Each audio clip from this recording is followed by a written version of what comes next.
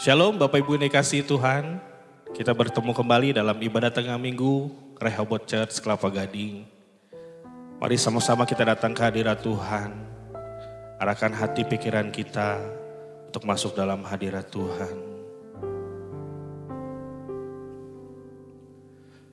Ku tak dapat jalan sendiri, ku tak berani jalan sendiri. Tuhan pegang tanganku ini, lindungi aku. Oleh belas kasih-Mu Tuhan, Kau memberiku kekuatan, menopang dalam kesesakan, lindungi aku. Tak dapat jalan sendiri, ku tak berani jalan sendiri. Tuhan pegang tanganku ini, lindungi aku. Oleh belas kasih-Mu Tuhan, Kau memberiku kekuatan, menopang dalam kesesakan, lindungi aku. Tubuh nyawaku,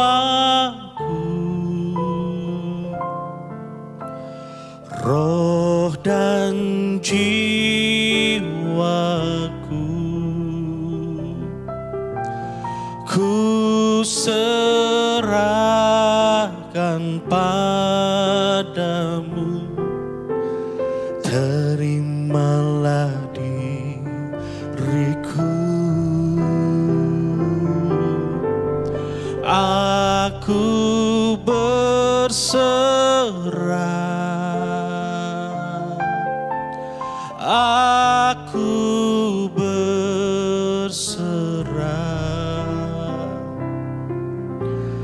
Hanya Kau perlindunganku, pertolonganku. Oleh belas kasih-Mu, oleh belas kasih-Mu Tuhan, Kau memberiku kekuatan, menopang dalam kesesakan, lindungi aku. Tubuh nyawaku, tubuh nyawaku, roh dan jiwaku, ku serahkan padamu. Terimalah diriku, aku berserah, aku berserah, aku berserah.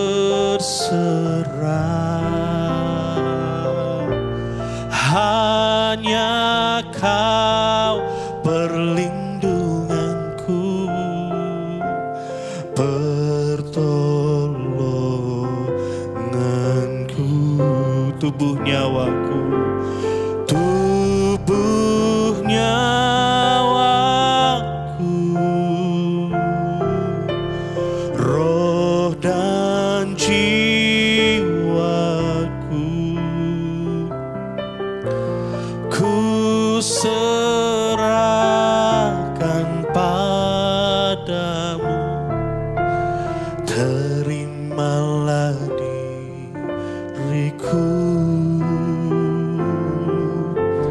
aku berserah, aku berserah.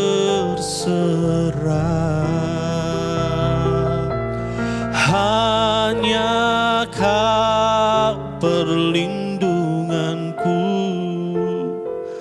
pertolonganku. Aku berserah, aku berserah, aku berserah. Hanya Kau perlindunganku, pertolonganku. Sekali lagi, aku berserah, aku berserah, aku berserah. Hanya Kau perlindunganku, pertolonganku.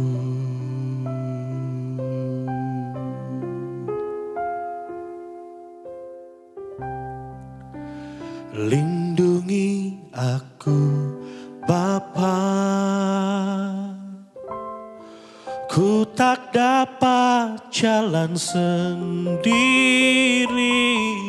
ya Bapa.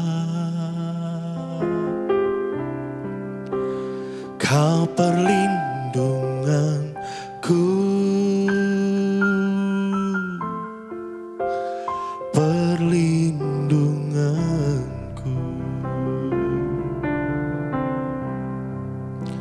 Lindungi aku Bapa, ku tak dapat jalan sendiri, ya Bapa. Kau perlindunganku, perlindunganku. Pegang tanganku, pegang tanganku, pegang tanganku. Lindungi aku, lindungi aku, sampai di rumahmu. Pegang tanganku, pegang tanganku, pegang tanganku. Lindungi aku, lindungi aku, sampai di rumahmu. Mari dengan segenap hati kembali katakan, lindungi aku Bapa, ku tak dapat jalan sendiri, ya Bapa. Kau perlindunganku,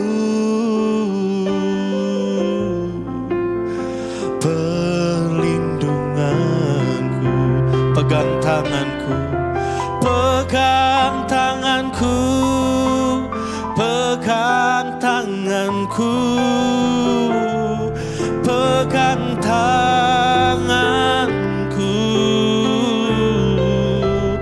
lindungi aku, lindungi aku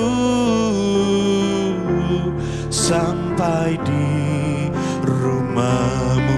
Pegang tanganku, pegang tanganku, pegang tanganku, pegang tanganku, lindungi aku, lindungi aku sampai di rumahmu. Pegang tanganku, pegang tanganku, pegang tanganku, pegang tanganku, lindungi aku, lindungi aku sampai di rumahmu, sampai di rumahmu, sampai di rumahmu, sampai di rumahmu, sampai di rumahmu.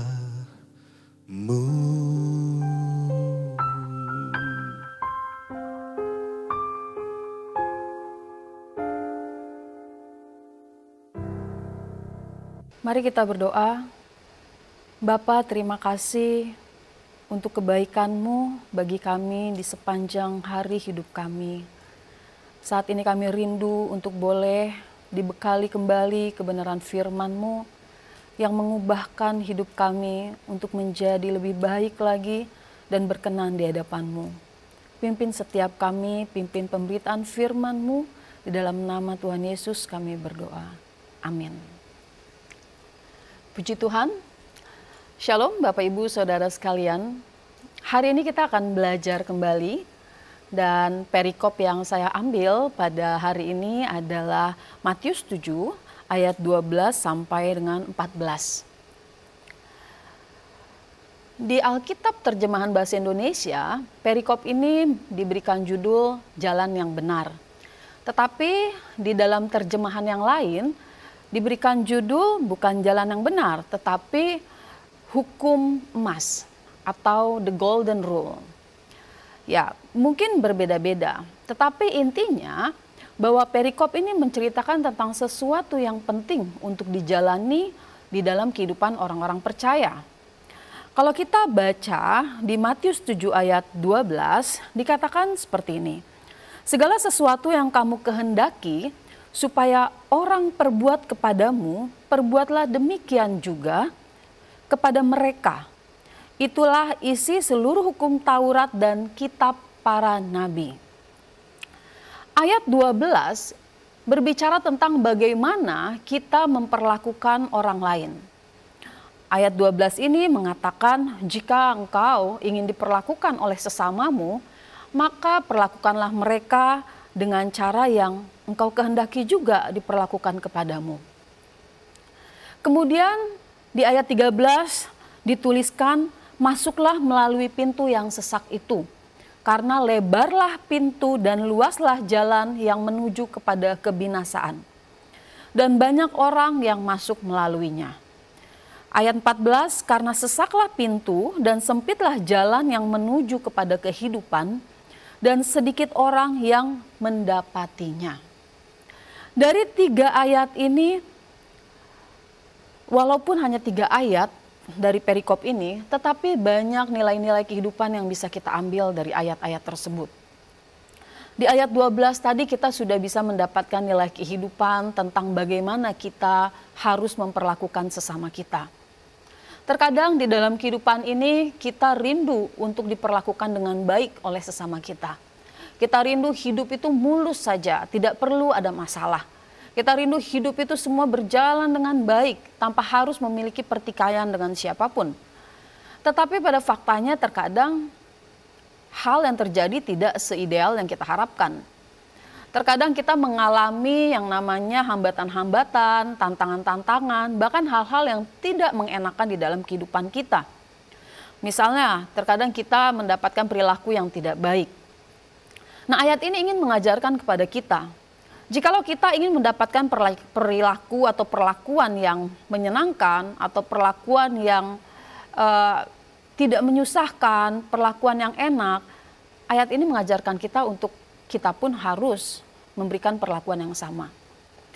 Memang tidak dapat dipungkiri, terkadang kita hidup sudah benar, kita hidup sudah baik-baik saja, tetapi ada saja orang yang menjahati kita. Kita tahu bahwa itu mungkin di luar kendali kita, di luar kehendak kita. Orang bisa berlaku sejahat-jahatnya terhadap kita, padahal kita tidak melakukan kejahatan terhadap mereka. Itu adalah kasus yang lain. Tetapi ayat ini mengajarkan kepada kita untuk memiliki perilaku yang baik terhadap sesama kita. Dan menariknya, ayat ini dikaitkan dengan hal yang bersifat kekal. Ayat ini dikaitkan dengan pintu yang sempit, pintu yang sesak, dan pintu yang lebar. Itu bukan hanya sekedar bicara tentang jalan masuk seseorang, tetapi ini bicara tentang kekekalan. Bicara tentang pintu yang sesak dan sempit, ini bicara tentang masuknya kita kepada kehidupan kekal kita nantinya. Nah, kenapa ayat ini disandingkan? Karena Tuhan melihat dan Tuhan tahu bahwa kebenaran yang ada di dalam diri seseorang ini akan mempengaruhi seluruh kehidupan mereka. Ini akan mempengaruhi hidup kekal mereka. Jadi perilaku kita terhadap sesama kita itu bukan hal sepele. Bagaimana kita memperlakukan sesama kita itu bukan hal yang sepele. Itulah mengapa di dalam perikop ini dikatakan ini adalah the golden rule, atau ini adalah jalan yang benar. Karena jalan inilah yang sebenarnya adalah jalan yang membawa kita kepada kehidupan. Ironinya bahwa jalan yang membawa kita kepada kehidupan adalah jalan yang sempit dan sesak. Pintunya itu sempit dan sesak. Tandanya apa? Tandanya tidak semua orang bisa masuk ke situ. Karena ada syarat yang harus dimiliki, ada syarat yang harus dipenuhi. Kalau kepada kehidupan yang akan binasa suatu saat kelak, orang bisa dengan mudahnya masuk ke pintu itu. Mereka akan dengan mudahnya jalan sesuka-suka mereka. Karena endingnya adalah jalan kebinasaan. Tetapi untuk jalan kehidupan, ada hal yang harus diperjuangkan.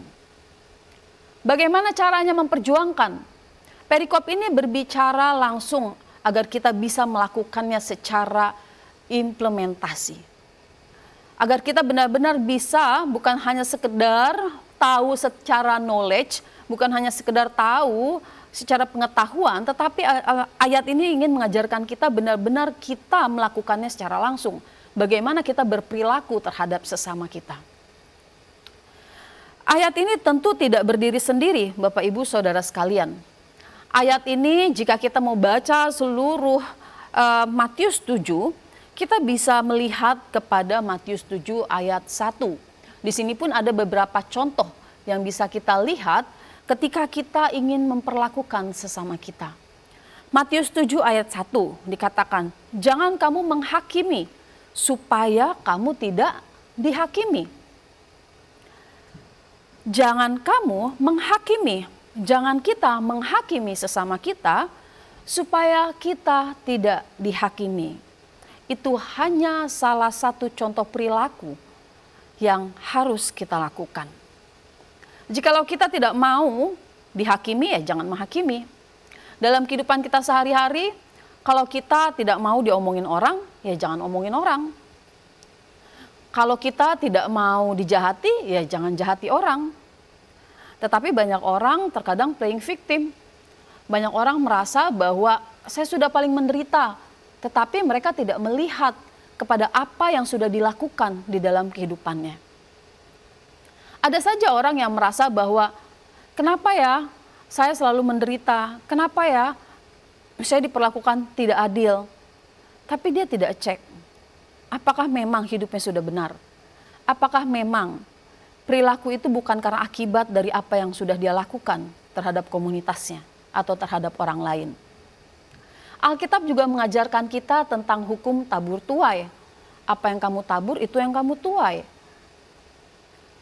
Alkitab mengajarkan kita tentang banyak hukum kehidupan, tentang nilai-nilai kehidupan. Dan salah satu contohnya adalah apa yang ada di dalam perikop yang kita baca. Ini adalah jalan yang benar. Ini adalah jalan menuju kehidupan. Bapak Ibu, jangan puas dengan kehidupan yang ada di dunia ini. Karena kehidupan kita tidak berhenti hanya di sini saja. Ketika kita meninggal, suatu saat kita akan menghadapi penghakiman kekal. Kita akan menghadapi kehidupan selanjutnya. Tetapi semua tentu ditentukan di kehidupan kita yang sekarang. Apakah kita akhirnya akan masuk ke dalam kehidupan yang kekal bersama dengan Bapa, atau jangan-jangan kita akan berakhir di bumi ini dengan kebinasaan yang kekal. Kita tahu bahwa bumi ini suatu saat nanti akan menjadi lautan api. Mereka yang hidup di dalam dosa, mereka yang akhirnya hidup dalam kebinasaan yang kekal, akhirnya end up-nya di sini. Tidak bisa bersama-sama dengan Bapa di langit baru dan bumi yang baru. Itu semua bukan untung-untungan, itu semua ditentukan dari apa yang kita lakukan di kehidupan kita saat ini. Jadi Bapak Ibu Saudara sekalian, betapa kita harus teliti, betapa kita harus waspada, betapa kita harus memperhatikan kehidupan kita, perilaku kita di dalam hidup kita saat ini. Di dalam hidup kita ketika kita masih diberikan kesempatan untuk menjalani kehidupan di dunia ini. Ayat ini mau mengajarkan kepada kita bahwa apa yang kita lakukan itu semua harus bisa kita pertanggungjawabkan di hadapan Tuhan. Kalau kita ingin mendapatkan hal-hal yang baik, maka lakukanlah hal yang benar.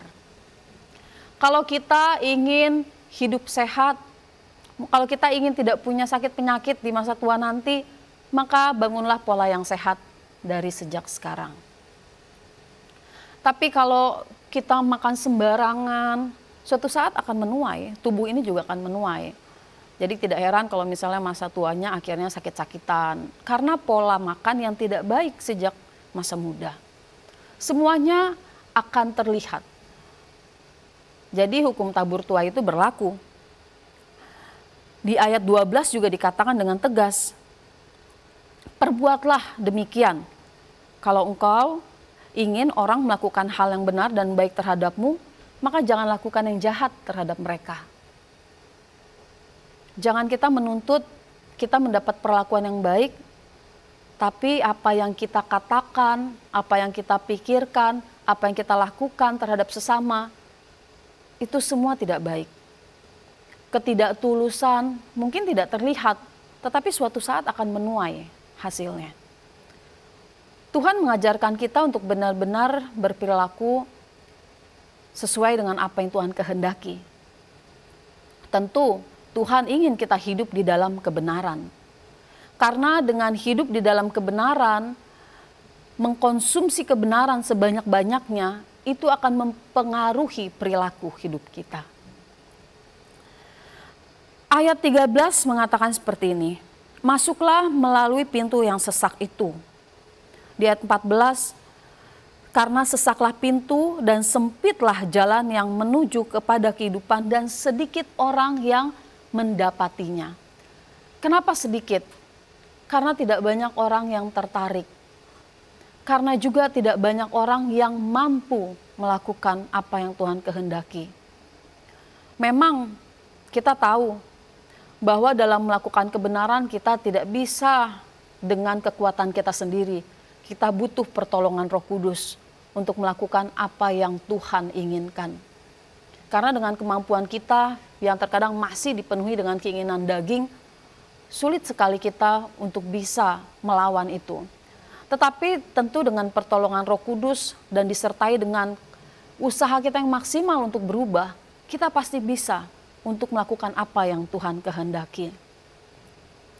Tapi sayangnya di tengah dunia yang semakin hedon, di tengah dunia yang semakin dalam tanda kutip duniawi, di tengah dunia yang semakin membawa kita kepada kerusakan moral, kepada kenyamanan dunia, kita memang benar-benar butuh Roh Kudus. Kita tidak bisa sendiri. Tetapi sekalipun kita butuh Roh Kudus, Tuhan juga tahu bahwa kita juga harus berjuang. Kita harus berjuang bagaimana kita memperjuangkan agar karakter kita ini benar-benar serupa dengan Kristus. Dan memang harganya mahal. Dan memang harus disertai dengan upaya yang maksimal. Bahkan mungkin kalau kita pikirkan seperti mustahil rasanya. Tetapi kita tahu kalau Tuhan suruh kita melakukan perintahnya, tidak ada yang mustahil untuk bisa kita lakukan. Karena Tuhan pasti menyertai. Ketika kita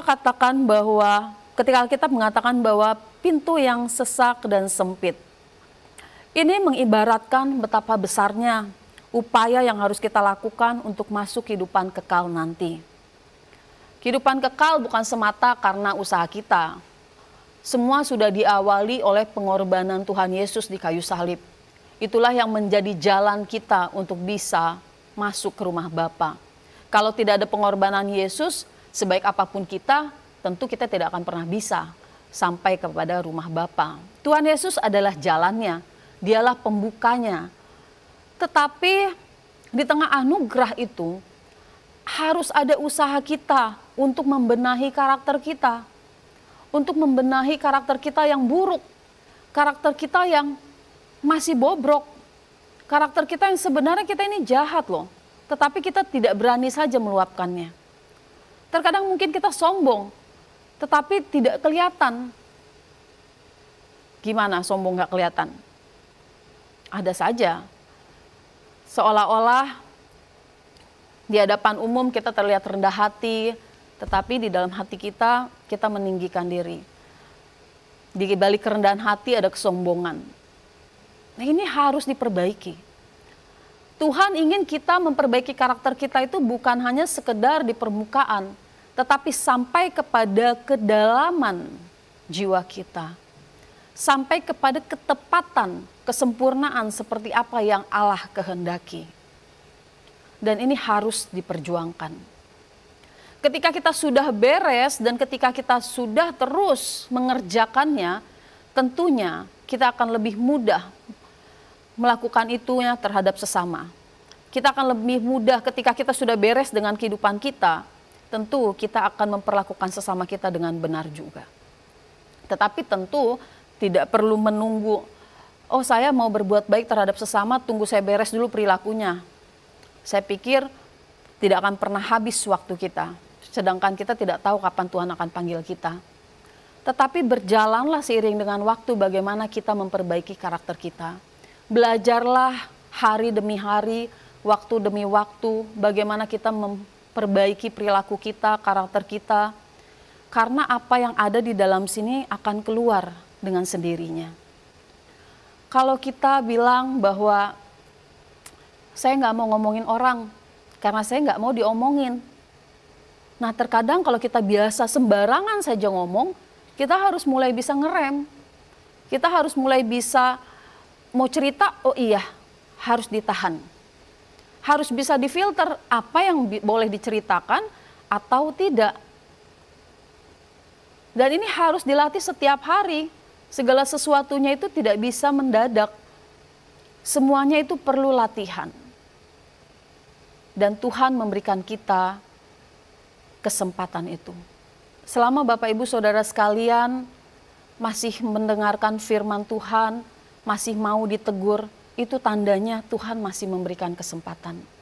Selama Bapak Ibu Saudara sekalian ketika mendengarkan firman ini dan merasa aku harus bertobat, tandanya kita sedang dalam proses perbaikan diri. Dan Tuhan senang dengan itu. Apa yang kita lakukan itu akan berpengaruh kepada kehidupan kekal kita nantinya.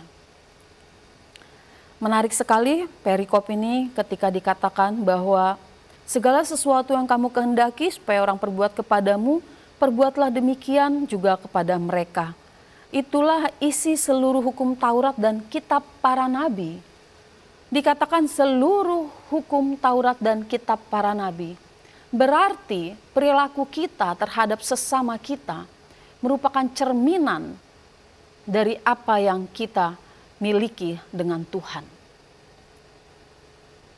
Bagaimana kita berperilaku terhadap sesama, itu juga cerminan bagaimana hubungan kita dengan Tuhan.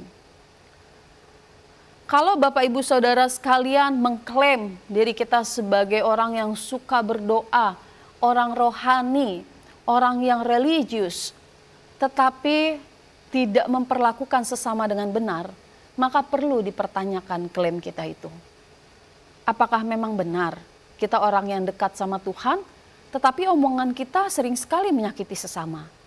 Nah, ini perlu kita renungkan. Kalau kita dekat dengan Tuhan, sering berlutut di hadapan Tuhan, duduk diam, bergumul bersama dengan Tuhan, menangis di kaki Tuhan dengan sungguh-sungguh, saya percaya bahwa Tuhan akan proses kita, Tuhan tegur kita.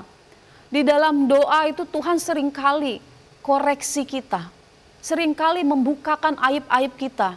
Untuk apa? Untuk memperbaiki hidup kita. Jadi ketika Tuhan membuka borok-borok kita di dalam pertemuan kita dengan Tuhan, bukan untuk disesali, tetapi untuk kita perbaiki. Kita menyesal memang karena kita sudah menyakiti hati Tuhan. Tetapi harus ada tindak lanjutnya, bagaimana kita memperbaiki karakter kita. Dan orang-orang yang berjumpa dengan Tuhan, orang-orang yang sungguh-sungguh dan serius, saya percaya mereka akan memiliki kehidupan yang berkenan di hadapan Tuhan. Kenapa? Karena mereka akan terus memperbaiki karakter mereka. Mereka akan nurut, mereka akan mau digarap oleh Tuhan. Jangan bandel kalau Tuhan nasihati. Jangan kita keras kepala dan tegar tengkuk kalau Tuhan nasihati. Jangan sampai suara Roh Kudus yang begitu lembut tidak bisa kita dengar karena telinga rohani kita sudah tertutup oleh kekerasan hati kita. Tuhan itu mengasihi kita, Bapak Ibu Saudara sekalian. Itulah mengapa Tuhan sering tegur kita. Dan ketika kita punya hubungan yang baik dengan Tuhan, itu semua akan terlihat ke dalam perilaku kita kepada sesama. Engkau tidak akan mudah untuk menyakiti perasaan sesamamu. Perkataanmu akan kau perhatikan dengan benar, agar sesamamu tidak tersakiti. Mulailah belajar. Mari kita sama-sama mulai mempraktekkan ini. Kalau kita mau mendapatkan perilaku yang baik, yang berkenan, maka mulailah untuk melakukan yang sama terhadap sesamamu. Kalau kita ingin memiliki kehidupan yang benar, Tuhan, aku tidak tahu bagaimana caranya aku memperlakukan sesamaku, maka bangunlah hubungan yang intim dengan Tuhan. Gereja kita selalu digaungkan doa pagi, ikuti doa puasa, baca firman Tuhan, dengar khotbah-khotbah. Itu semua bukan karena kita kurang kerjaan, tetapi karena kita butuh Tuhan di dalam kehidupan kita.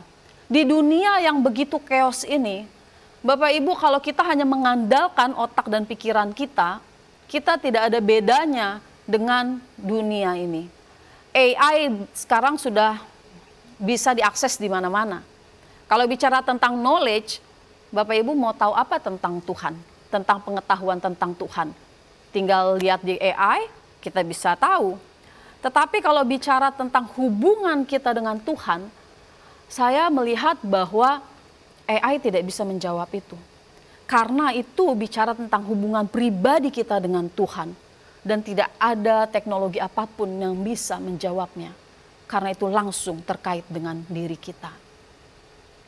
Jadi kalau kita mau tahu bagaimana aku harus memperlakukan sesamaku dengan benar Tuhan. Miliki hubungan yang intim dengan Tuhan. Terkoneksilah dengan si empunya kerajaan surga. Terkoneksilah dengan Allah sendiri yang memberikan kita kehidupan kekal itu. Dari situ kita akan tahu bagaimana aku harus memperlakukan sesamaku. Apa yang kita lakukan dengan diri kita, sesama kita, di kehidupan kita saat ini, itu akan berdampak di kekekalan nanti. Jangan main-main dengan hidupmu, Bapak Ibu Saudara sekalian. Karena waktu kita ini terus berlalu. Jangan sampai kesempatan itu hilang. pakailah kesempatan yang ada, pakailah anugerah yang Tuhan berikan saat ini, agar kita bisa merubah diri kita dan berkenan di hadapan Tuhan. Saya berharap ini semua bisa mengubah kita, membawa kita kembali kepada apa yang Bapa kehendaki untuk kita lakukan. Kita boleh terus berada di dalam hadirat Tuhan. Amin. Mari kita berdoa. Bapa, terima kasih untuk firman-Mu.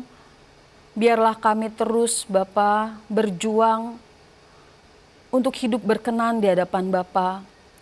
Kami tahu karakter kami masih banyak yang harus kami perbaiki. Tetapi biarlah sejak saat ini kami kembali, Bapa, untuk memperbaiki diri kami. Diingatkan terus sehingga kami melakukan apa yang menjadi kehendak-Mu. Kami rindu akhir hidup kami ada di kekekalan bersama dengan Engkau. Dan biarlah kami melakukan itu dari saat ini. Di dalam nama Tuhan Yesus kami berdoa. Amin.